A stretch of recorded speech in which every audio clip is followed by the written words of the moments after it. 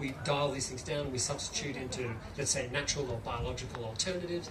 Well, farmers can still be economically dependent on those. They may be softer options, better for the environment, but it's still purchased inputs, and that's not also economically as sustainable either. So when we redesign and use plants and natural processes to redesign the farm system, this is again where we have much greater impact towards that transition goal, because we are using the natural processes in order to help fuel that productive system. So let me give you an example of this in case that was a little too fluffy for you. Like, let's use an example of nitrogen.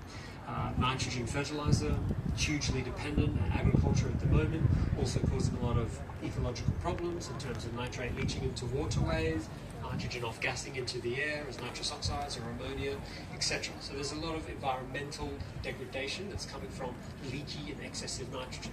So that's one of the things that would be great if we could use less and less and reduce our dependency on those. So as an example, we can still, in this efficiency phase, you're still going to be using the nitrogen, you're still using some fertilizer, but you're going to be using it in a hyper-efficient way. So liquefying it, foliar applying it directly onto plants, for example, as compared to putting it down into the soil where it is then leaky, where those reactions of nitrogen off-gassing into the atmosphere occur. All of those losses primarily occur from the soil.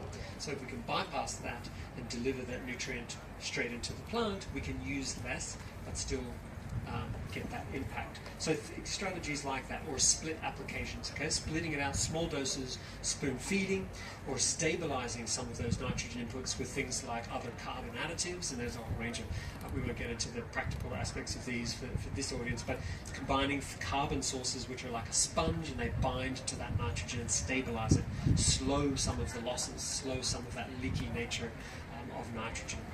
So again, these are still using nitrogen, but we're just going to use it in smarter ways in which we optimize the uptake and reduce some of the negatives and the losses.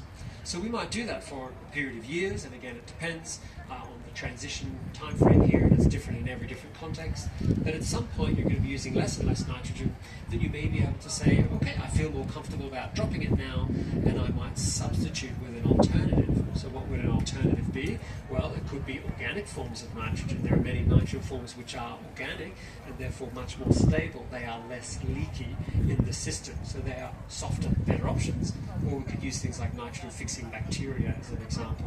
So we are substituting now with organisms, a biological inoculant that will provide that same nitrogen to the plant through a biological process of N fixation. Okay, so we're still using inputs, we still have a bit of dependency here, we're still buying these natural, biological type inputs, but they're better for the environment. They're softer, they're not so leaky, etc. And then the final step then would be to redesign our farming system and diversify with a whole lot more legumes, for example. Bring